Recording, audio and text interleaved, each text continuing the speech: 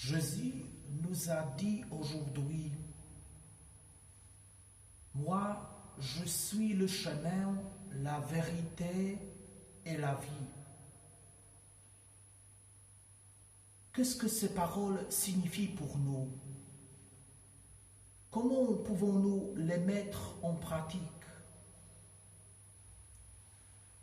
Jésus est le chemin.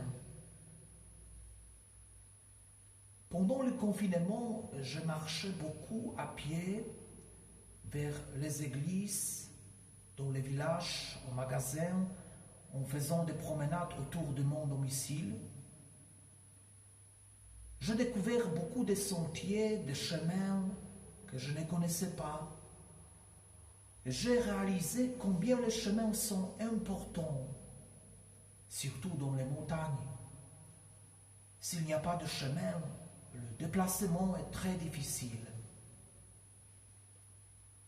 J'ai constaté aussi que les chemins sont souvent sans issue, où ils mènent vers des propriétés privées.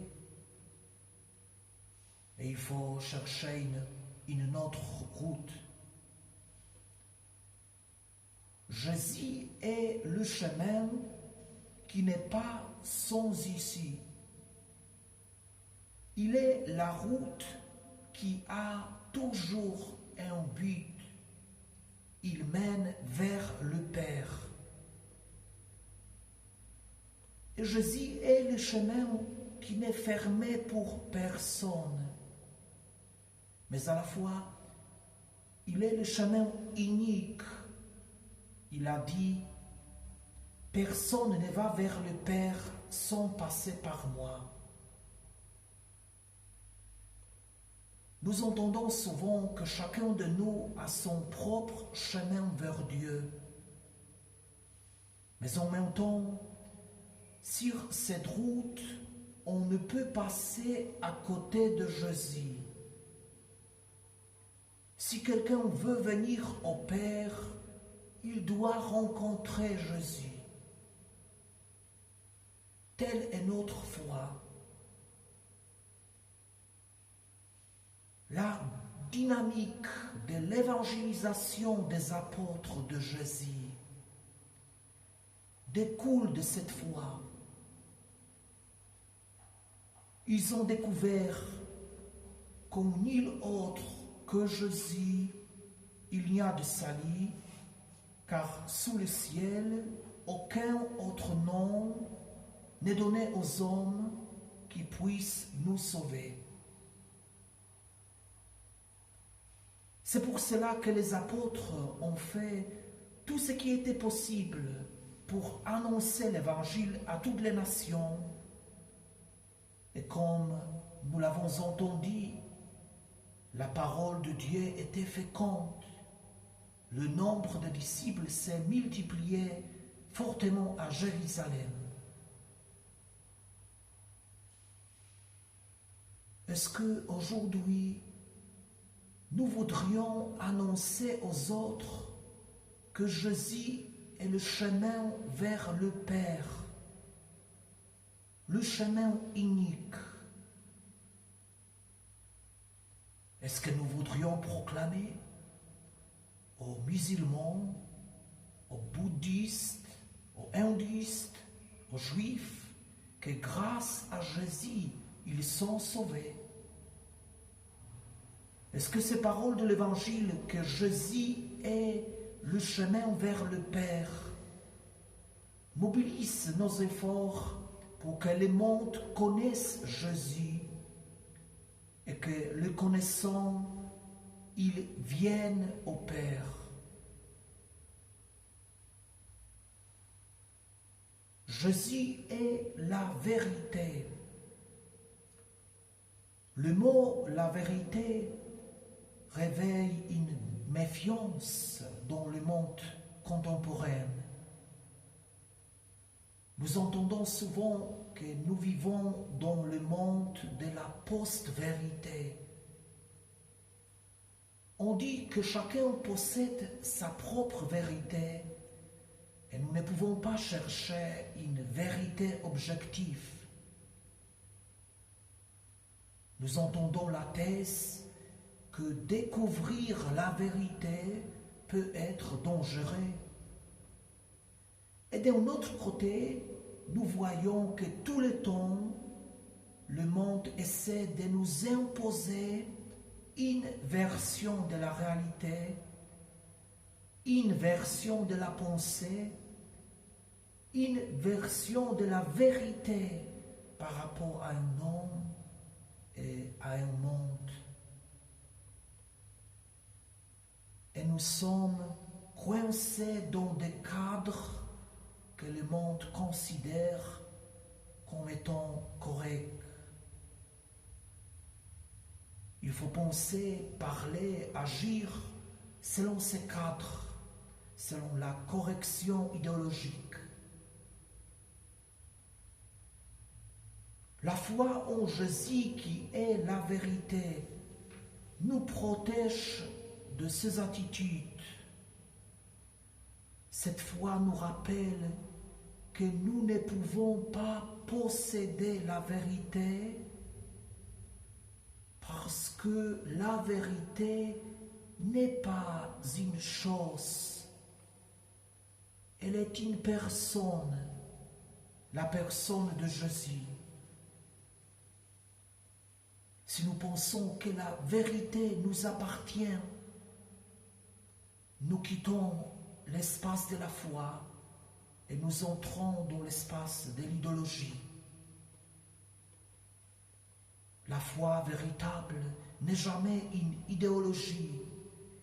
Elle est une relation concrète, libre.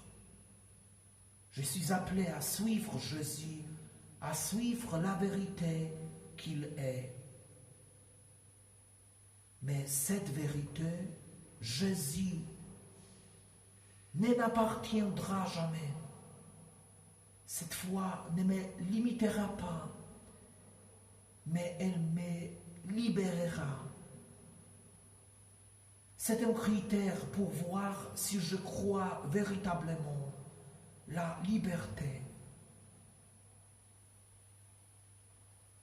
Jésus a dit, si vous demeurez fidèles à ma parole, vous êtes vraiment mes disciples, alors vous connaîtrez la vérité et la vérité vous rendra libre.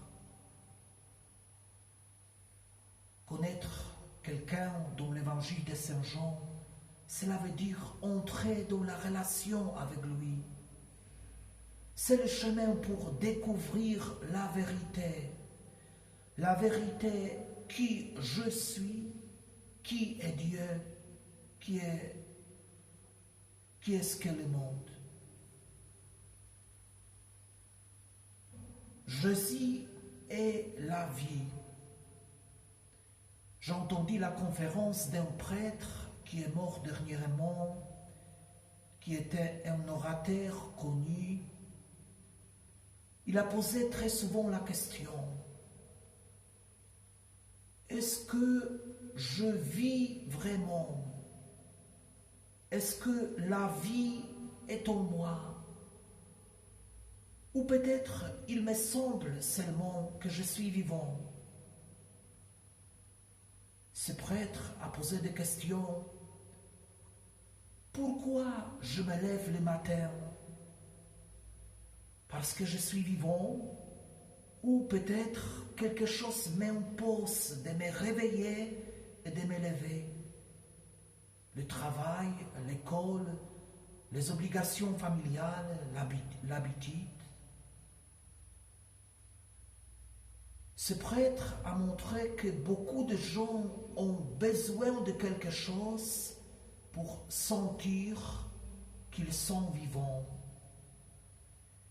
Des images, des informations dans les médias, des nouveaux achats dans les magasins, des drogues, d'alcool, de l'adrénaline.